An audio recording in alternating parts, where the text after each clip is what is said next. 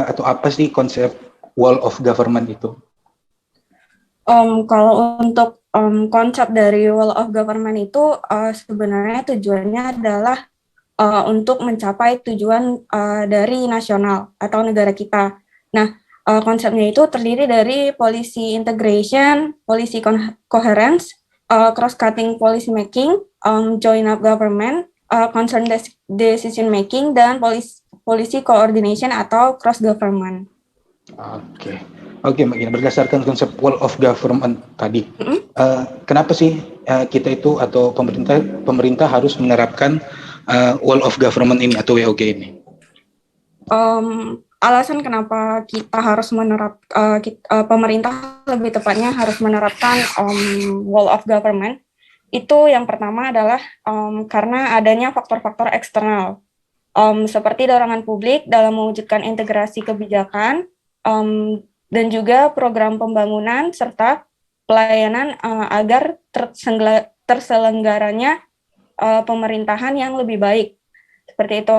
Yang kedua, juga dipengaruhi oleh faktor-faktor internal dengan adanya fenomena ketimpangan kapasitas sektoral yang mengakibatkan adanya nuansa kompetisi antar sektor dalam pembangunan.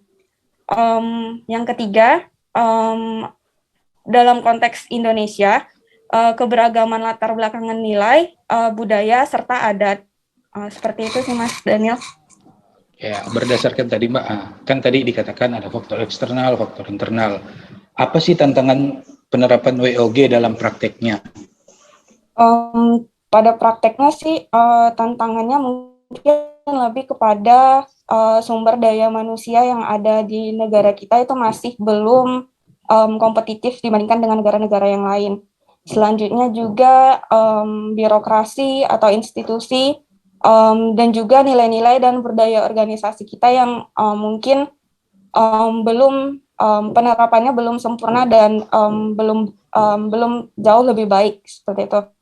Dan yang ketiga mungkin juga hambatannya adalah faktor kepemimpinan, di mana kepemimpinan ini merupakan hal yang cukup penting ya dalam penerapan WOG karena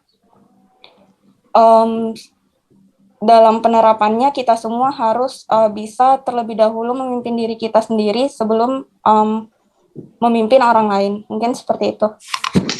Terima kasih Mbak Gina. Pertanyaan selanjutnya nih, dalam prakteknya, dalam pelayanan publik, apa praktik WOG dalam pelayanan publik itu sendiri Mbak Gina?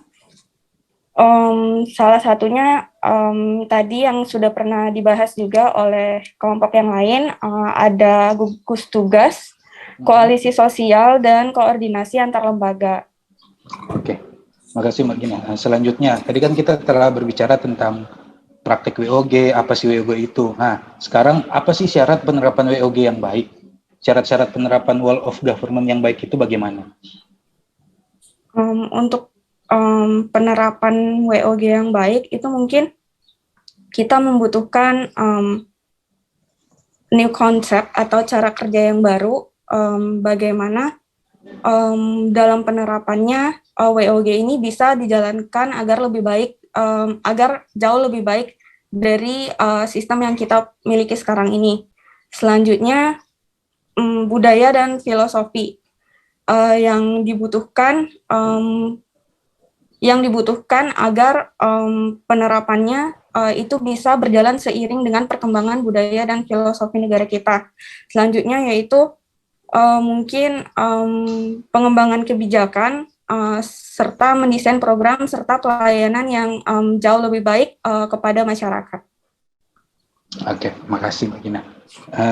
Terus tadi kan kita telah bicara praktek WOG, syarat penerapan WOG yang baik. Nah, menurut Mbak Gina ini, negara mana saja yang sudah memiliki pengalaman dalam penerapan atau pendekatan wall of government yang berhasil dengan baik, atau setidaknya negara mana yang sudah memiliki pengalaman yang baik tentang WOG ini? Untuk negara-negara yang memiliki top performance ya dalam penerapan wall of government ini, salah satunya yaitu negara Inggris yang berhasil menerapkan integrasi sistem laporan keuangan, melebihi dari 5.500 organisasi publik. Selanjutnya di posisi kedua itu ada Australia, yang kemudian mereka mampu menerapkan integrasi antar lembaga di semua tingkatan serta mendekatkan pelayanan publiknya pada masyarakat negaranya. Selanjutnya ada Amerika Serikat, mereka berhasil melakukan penerapan WOG terutama dalam hal keamanan nasional negaranya. Selanjutnya ada Malaysia yang berhasil menerapkan sistem one day service. Nah, jadi pelayanan yang diberikan pada masyarakatnya itu bisa kelar dalam 1 hari, seperti itu contohnya. Ya, terima kasih Mbak Gina. Pertanyaan selanjutnya nih, tinggal 3 pertanyaan lagi. Okay. Apa saja sih indikator negara regional yang unggul? Indikator negara regional yang unggul itu yang pertama, mungkin salah satunya adalah interoperabilitas dari sektor publik. Kemudian ada integrasi pelayanan online, presentasi portal nasional, dan ketersediaan CEO atau Chief Information Officer. Oke. Terus Mbak Gina, apa work of government itu dalam lingkup pelayanan negara? Apa sih WOG dalam lingkup pelayanan negara itu? Dalam lingkup pelayanan negara, dalam tujuan tercapainya pelayanan publik yang baik, negara perlu menerapkan sistem check and balance system agar penyelenggaraan kekuasaan itu bisa berjalan secara efektif dan efisien. Selanjutnya, sistem penyelenggaraan negara juga merupakan aktivitas dari lembaga eksekutif, legislatif, dan yudikatif atau seluruh lembaga negara sehingga tercapainya tujuan berbangsa dan bernegara. Nah, mungkin tadi yang saya sebutkan itu bisa menjadi salah satu bentuk penyelenggaraan negara yang pada akhirnya bisa mencapai suatu sistem yang terintegrasi serta saling mengontrol satu sama lain. Seperti itu, Mas Daniel. Oke, baik. Kalau tadi kita bicara tentang WOG dalam lingkup pelayanan negara, yang Mbak Gina katakan tadi ada perlu diterapkannya check and balance system. Jika kita kaitkan WOG dalam lingkup pelayanan pemerintahan, menurut Mbak Gina itu seperti apa? Tadi kan dalam pelayanan negara, ini dalam pelayanan pemerintahan. Mungkin kita bisa dengan cara memanfaatkan dan juga mendayagunakan kemampuan pemerintah serta aparaturnya yang terdiri dari semua tingkat, salah satunya kita juga sebagai ASN, beserta seluruh rakyat Indonesia juga, serta dengan memanfaatkan pula segenap sumber daya dan sumber dana mungkin yang tersedia secara nasional demi tercapainya tujuan negara kita, serta demi tercapainya tujuan negara kita seperti yang disebutkan dalam Undang-Undang Dasar 1945. Oke, ini pertanyaan terakhir Mbak Gina. Kalau tadi kita telah bicara bagaimana apa itu WOG, negara mana saja yang berhasil dalam penerapan WOG, apa tantangannya, pertanyaan terakhir, bagaimana dengan implementasi WOG di Indonesia? Menurut Mbak Gina, bagaimana sih implementasi work of government ini di Indonesia? Untuk implementasi itu kita sudah menerapkannya di dalam ruang lingkup penyelenggaraan negara pemerintahan pusat maupun pemerintahan daerah. Salah satunya tadi adalah pelayanan jasa, yang dimana kita memberikan pendidikan kepada masyarakat dalam bentuk sekolah, juga pelayanan kesehatan dalam bentuk rumah sakit, selanjutnya juga pelayanan dalam bentuk barang, beberapa contohnya mungkin memberikan suplai air bersih kepada masyarakat, serta suplai listrik, serta tadi salah satunya juga pelayanan regulatif dan pelayanan satu pintu. Seperti itu sih Mas Daniel. Oke, Mbak Gina. Karena itu tadi pertanyaan terakhir. Terima kasih atas waktunya. Sekarang kita bisa tukaran, Mbak Gina yang bertanya. Baik, saya mulai ya. Oke. Oke. Jadi kan untuk wall of government itu dikenal ada pendekatan interagensi. Nah, menurut Mas Daniel itu pendekatan seperti apa ya? Oke, pendekatan interagensi dalam pelaksanaan WOG ya? Yep. Oke, menurut saya pendekatan interagensi itu dalam pelaksanaan WOG itu ditekankan pada pengintegrasian upaya-upaya kementerian atau lembaga pemerintah dalam mencapai tujuan bersama, atau juga dipandang sebagai bentuk kerjasama antar seluruh aktor pemerintah atau sebaliknya. Menurut saya sih begitu, Mbak Gina. Oke. Selanjutnya untuk pendekatan WOG itu ada rumus karakteristiknya. Kira-kira menurut Mas Daniel karakteristik seperti apa sih yang kita butuhkan dalam penerapan WOG? Oke, dalam penerapan WOG atau pendekatan WOG, rumus karakteristik yang perlu kita capai atau kita lakukan yaitu prinsipnya pertama prinsip-prinsip kolaborasi, kedua prinsip kebersamaan. Kebersamaan ini maksudnya kebersamaan antara sektor yang berkaitan. Ketiga yaitu prinsip kesatuan. Bagaimana kita dalam melaksanakan WOG ini kita harus mempunyai satu kesatuan. Selanjutnya itu tujuan bersama. Bagaimana konsep WOG ini untuk tujuan bersama dan untuk mencakup keseluruhan aktor dari seluruh sektor dalam pemerintahan. Menurut saya itu, Mbak Gina. Baik, selanjutnya kenapa sih wall of government ini menjadi penting sebagai pendekatan yang kemudian mendapatkan perhatian dari pemerintah Indonesia? Oke, bagi saya mengapa WOG ini menjadi penting dalam perkembangan Indonesia? Ya, menurut saya ada 3. Pertama adalah adanya faktor-faktor eksternal seperti yang Mbak Gina bilang tadi, adanya faktor-faktor eksternal seperti dorongan publik dalam mewujudkan integrasi kebijakan. Kedua, adanya faktor-faktor internal dengan adanya fenomena ketimpangan yang terjadi, ketimpangan kapasitas sektoral sebagai akibat dari adanya kompetensi antar sektor atau antar kementerian atau antar lembaga, dan yang terakhir atau yang ketiga adanya khusus dalam konteks Indonesia keberagaman latar belakang, latar budaya, latar nilai, latar adat istiadat, latar agama itu sebagai serta bentuk latar belakang lainnya yang mendorong potensi disintegrasi bangsa. Menurut saya itu sih, Mbak. Oke, pertanyaan selanjutnya berkaitan dengan rumus karakteristik pendekatan WOG tadi.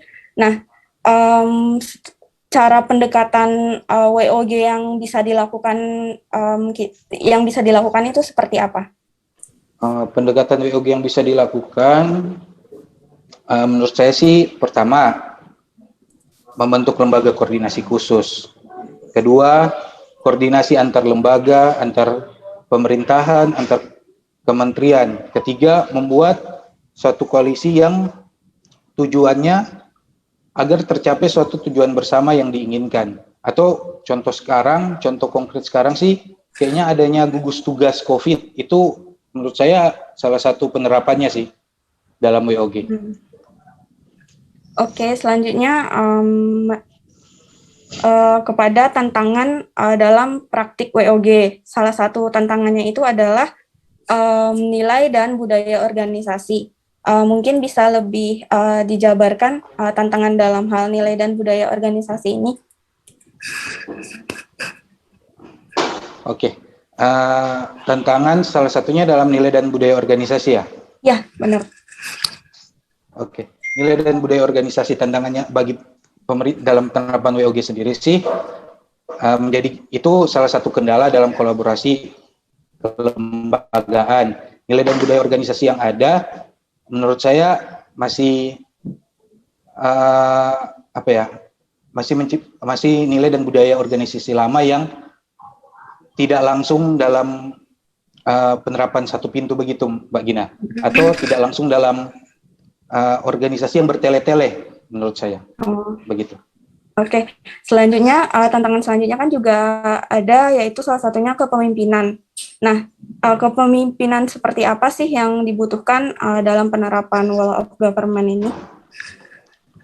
Oke, kalau kepemimpinan, kita berbicara kepemimpinan yang dibutuhkan yaitu sebuah kepemimpinan yang mampu mengakomodasi seluruh sektor yang terkait dalam WOG ini, atau suatu kepemimpinan yang mampu mengakomodasi nilai-nilai perubahan yang ada, serta mampu menyusun atau mampu untuk mencapai tujuan bersama dari penerapan World of Government ini.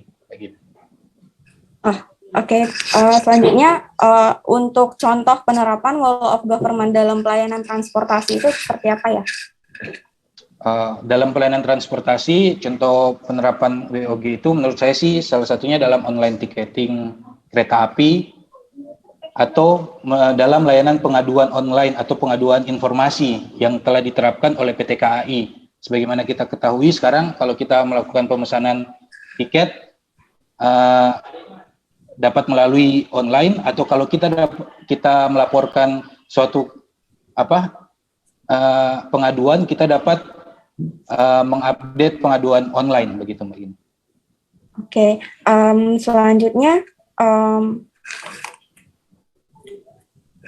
prasyarat agar pendekatan WOG itu dapat diterapkan di Indonesia apa saja ya Mas Daniel? Oke, terkait persyarat mengapa WOG itu dapat diterapkan di Indonesia, pertama menurut saya budaya dan filosofi. Kita harus tahu dulu budaya dan filosofi bangsa kita sendiri agar penerapan WOG ini dapat diterapkan dengan baik di Indonesia. Kedua, kita harus siap menerima cara kerja yang baru. Bagaimana kita sebagai aparat atau sebagai ASN kita dapat menerima keterbukaan itu, yaitu kita harus menerima cara kerja yang baru agar WOG ini dapat terlaksana dengan baik. Selanjutnya, kita perlu akuntabilitas dan insentif. Dan terakhir, cara baru pengembangan kebijakan. Menurut saya itu, Mbak Gina. Oke, pertanyaan terakhir, Mas Daniel. Seperti kita tahu, beberapa negara-negara besar sudah menjadi top performer dalam penerapan WOG. Nah, tapi Indonesia masih dalam peringkat yang cukup rendah. Kira-kira menurut Mas Daniel, mengapa negara kita masih termasuk dalam peringkat yang rendah tersebut? Oke, ini menurut saya, kenapa Indonesia masih dalam peringkat rendah dalam penerapan WOG? Karena menurut saya kita belum bisa menerima cara kerja yang baru tadi. Bagaimana semua harus terlaksana dengan cepat tapi tepat. Dan kedua, kenapa kita masih dalam peringkat terendah? Karena kita belum siap menerima perubahan itu. Kita lihat bagaimana negara luar untuk mengurus contoh saya satu surat, mereka tidak perlu mengurus bertele-tele. Contoh kita di Indonesia, kita mau mengurus misalkan surat izin usaha atau apalah. Dulu kita mengurus itu terlalu bertele-tele. Kita harus ke sini, dan ke sini. Saya kira itu yang untuk sekarang menurut saya sudah diperbaiki, tapi harus lebih baik lagi. Menurut saya itu sih. Kita harus bisa menerima perubahan yang cepat. Bagaimana kita bisa menghadirkan suatu solusi yang cepat tapi tepat, begitu. Oke, baik, terima kasih banyak Mas Daniel. Selanjutnya saya kembalikan pada Ibu Mariati. Baik.